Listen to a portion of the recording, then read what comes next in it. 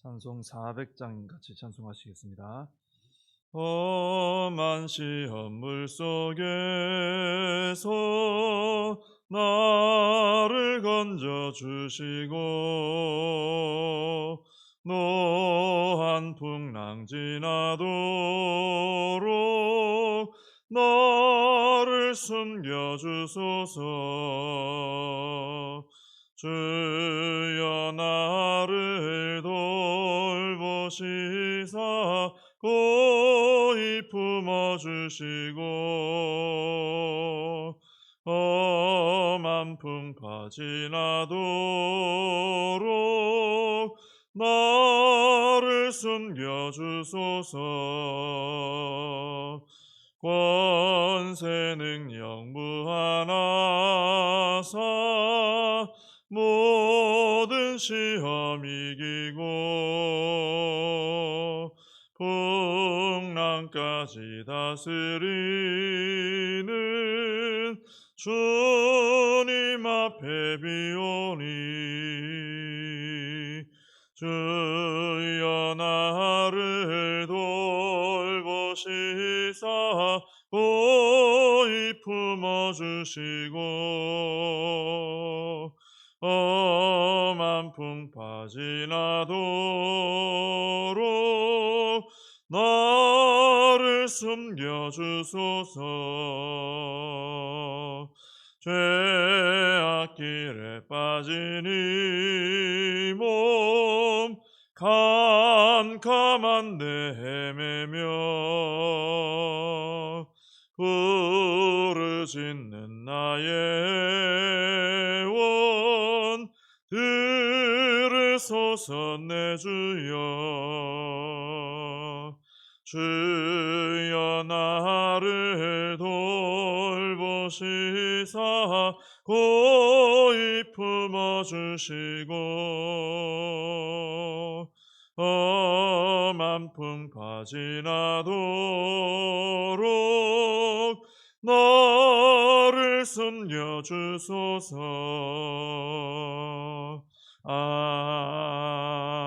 아멘. 사도신경으로 신앙 고백하시겠습니다. 전능하사 천지를 만드신 하나님 아버지를 내가 믿사오며 그 외아들 우리 주 예수 그리스도를 믿사오니 이는 성령으로 잉태하사 동정녀 마리아에게 나시고 본디오 빌라도에게 고난을 받으사 십자가에 못 박혀 죽으시고 장사한 지 사흘 만에 죽은 자 가운데서 다시 살아나시며 하늘에 오르사 전능하신 하나님 우편에 앉아 계시다가 저리로서 산 자와 죽은 자를 심판하러 오시리라. 성령을 믿사오며 거룩한 공회와 성도가 서로 교통하는 것과 죄를 사하여 주시는 것과 몸이 다시 사는 것과 영원히 사는 것을 믿사옵나이다. 아멘. 예레미야 49장입니다. 예레미야 49장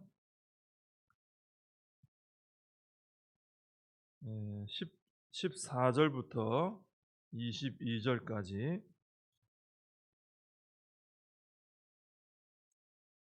예레미야 49장 14절에서 22절까지 제가 봉독해 드리겠습니다.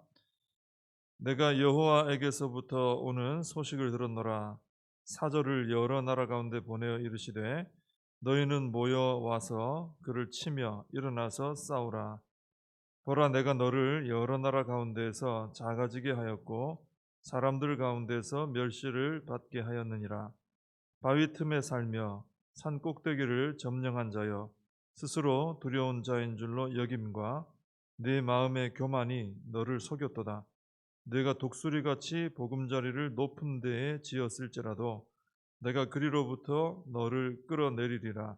이는 여호와의 말씀이니라.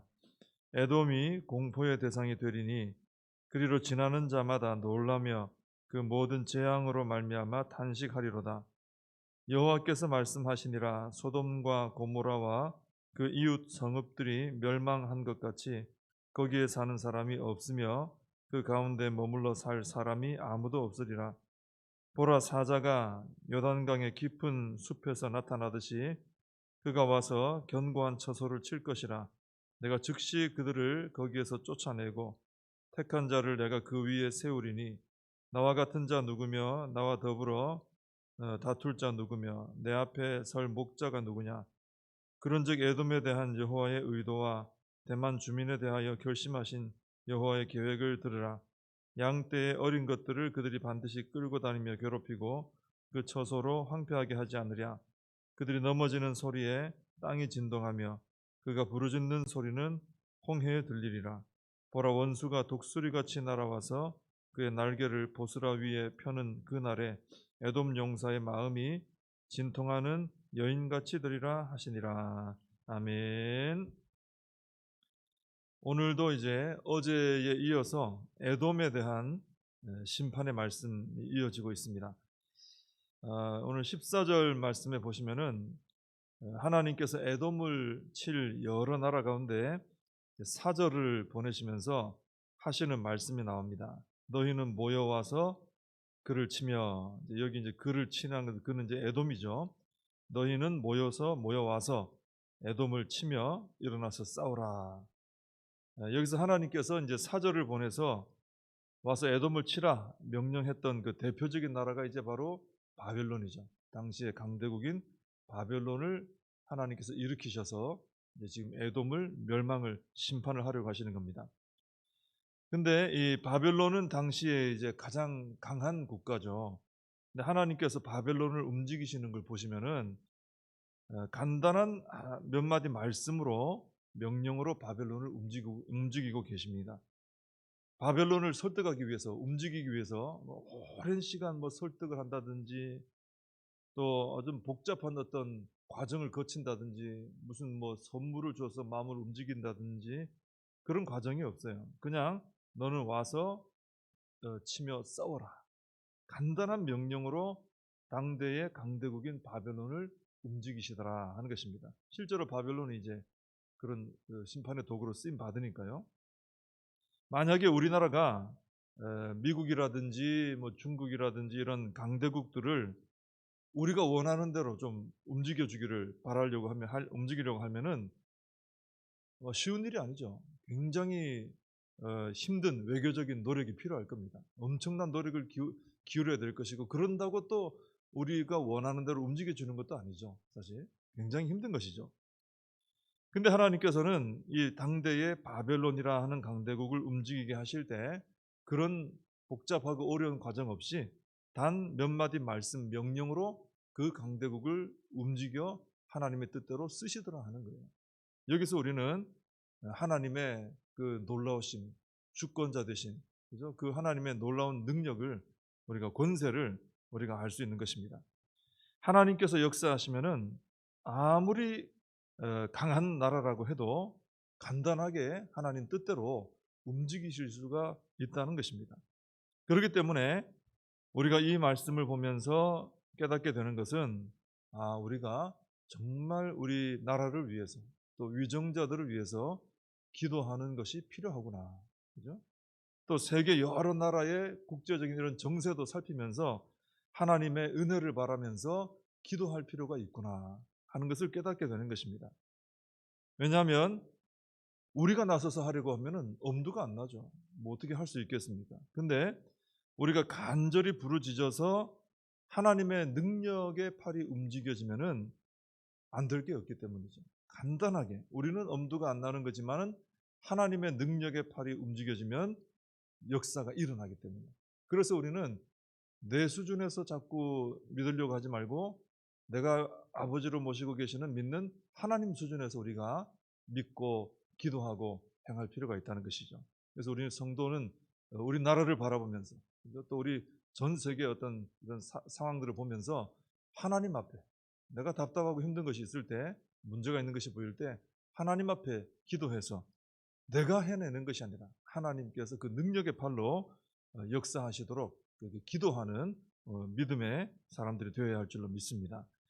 15절에 보면은 하나님께서 에돔을 여러 나라 가운데서 작아지게 하시고 사람들 가운데서 멸시를 받게 하신다 하는 말씀이 나옵니다. 작아지게 하시고 멸시를 받게 하신다. 근데 하나님은 반대로요, 여러 나라 가운데서 큰 나라가 되게도 하시고 사람들 가운데서 존귀함을 받게도 하실 수 있다는 거예요. 지금 에돔은 교만하니까 낮아지는 것이고 반대도 된다는 것입니다. 우리가 하나님을 향해서 어떤 태도를 가지느냐에 따라 다른 거예요. 에돔처럼 하나님 앞에 교만하면 작아지고 멸시받는 그런 존재가 되겠지만, 하나님을 전적으로 믿고 그 앞에 겸손히 엎드리면 하나님께서 우리를 큰 자가 되게 하는, 영향력 있는 자가 되게 하시고 또 존귀함을 받는 사람이 되게 해 주실 줄로 믿습니다. 우리가 하나님께 어떤 태도를 가지고 나가느냐에 따라서 에돔이 될 수도 있고 그 반대가 될 수도 있다는 것이죠. 자, 에돔이 이렇게 작아지고 멸시를 받게 되는 것은 16절에 나오는 것처럼 이미 앞에 다른 민족도 똑같았습니다. 똑같은데 그 무너지는 원인은 스스로를 높였기 때문이죠. 교만하기 때문에 무너진 것입니다. 이 에돔은 어제도 말씀드렸지만은 그 대부분 국토가 이제 높은 이런 산악지대로 되어 있다고 합니다. 그래서 16절에 보면은 바위 틈에 살며 산 꼭대기를 점령한 자여, 이렇게 표현이 되어 있죠. 그들의 삶을 보고 이제 하신 말씀입니다. 또 독수리같이 보금자리를 높은 데 지었다, 이런 말씀도 나옵니다. 에돔은 지형적으로도 높은 곳에 살았고요. 그러면서 마음도 교만해진 거예요. 스스로 마음이 높아진 거예요. 내려다보면서 교만한 마음을 품고 살았던 것입니다. 그런데 아무리 높고 또 안전한 곳에 있다 하더라도 하나님 앞에 교만한 자는 하나님께서 그를 끌어내리신다는 겁니다.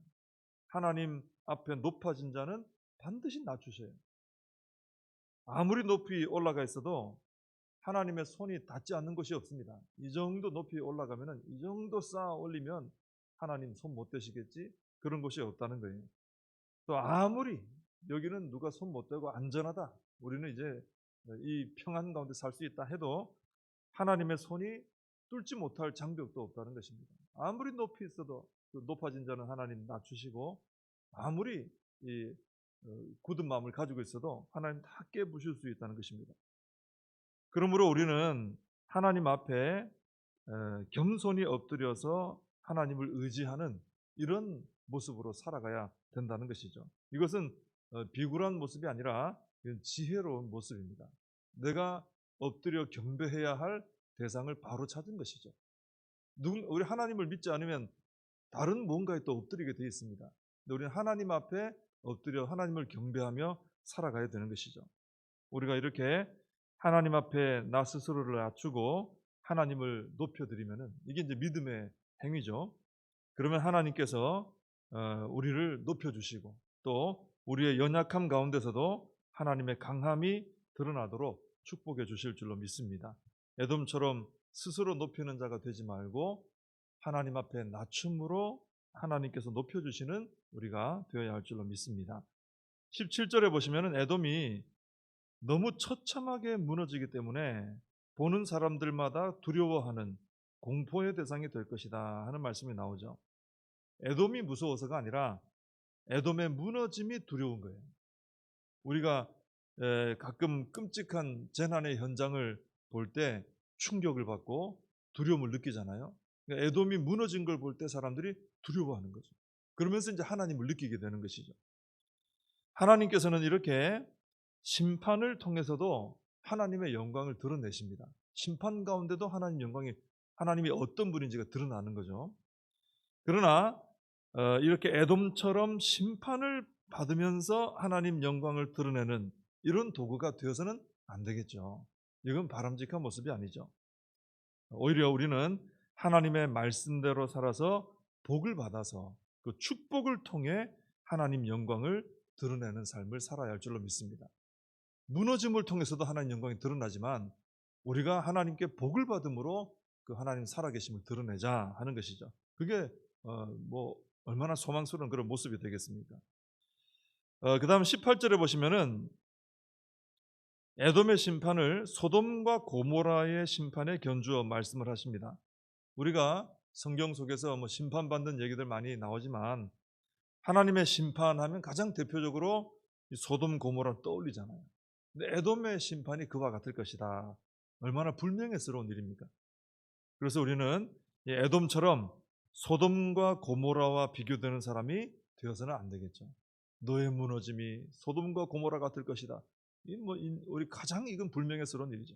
그래서는 안 되고 반대로 성경에 나오는 가장 복을 많이 받은 사람들하고 비교가 되면서 축복의 사람들로 기억이 되어야 할 줄로 믿습니다. 다윗처럼 복을 받은 사람이요, 그죠? 요셉과 같이 복을 받은 사람이요, 다니엘처럼 복을 받은 사람이요, 한나와 같이 복을 받은 사람이요. 하나님께서 우리를 보실 때 그런 사람들로 기억이 돼야 되겠죠. 또 그런 복을 받은 사람하고 견주어서 너도 그렇다라고 인정해주는 그런 축복의 사람들이 꼭 되시기를 바랍니다. 20절에서 보면은 에돔에 대해서 결심하신 하나님의 계획을 들으라 그러십니다. 그 결심은 뭡니까? 에돔의 황폐함에 대한 계획입니다. 하나님 마음에 에돔을 향한 계획이 품어졌는데 황폐함에 대한 계획이에요. 여러분, 하나님께서 내 인생을 황폐하게 하실 계획을 세우고 계시다. 지금 그럼 얼마나 두려운 일입니까? 그 계획대로 되지 않겠습니까? 에돔이 그랬습니다. 그래서 우리는 오늘 에돔처럼 되지 말자. 이게 아마 오늘의 이 말씀의 구호가 될 것 같아요. 에돔처럼 되지 말고 하나님께서 어떻게 하면 내가 내 백성에게 복을 줄까 하시는, 복 주실 계획을 세우시는 대상이 되어야 하겠습니다. 그 마음에 하나님 품으신 계획이 우리를 향해서, 그죠? 저 성도는, 내 자녀는 내가 복을 줘야 되겠다. 반드시 저 사람 세워서 내 영광을 위해 써야 되겠다. 하나님께서 우리에게 그런 계획을 품고 계시다면 그보다 더 복되고 영광스러운 게 어디 있겠어요? 그러니까 그 하나님 앞에 그런 사람이 되기를 기도하고, 그런 사람이 되게 해달라고 기도하고, 또 그런 사람으로 살아가야 될 줄로 믿습니다. 21절에 보면은 에돔이 넘어지는 소리에 땅이 진동하며, 에돔이 부르짖는 소리가 홍해까지 들린다 그랬는데, 홍해는 에돔에서 한 200km나 떨어져 있거든요. 아무리 크게 부르짖는다고 200km밖에 들리겠어요? 그 정도로 처참하다 이거죠. 울부짖게 된다는 거죠.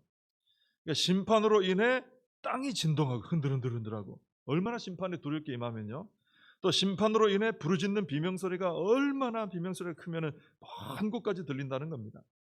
이것도 우리가 본받으면 안 돼요. 이렇게 에돔처럼 이렇게 되지 말고 땅이 우리 때문에 흔들리긴 해야 돼요. 땅이 진동은 돼야 됩니다. 근데 어떤 것으로? 우리의 기도를 통해 땅이 진동되기를 우리는 기도해야 된다는 것입니다.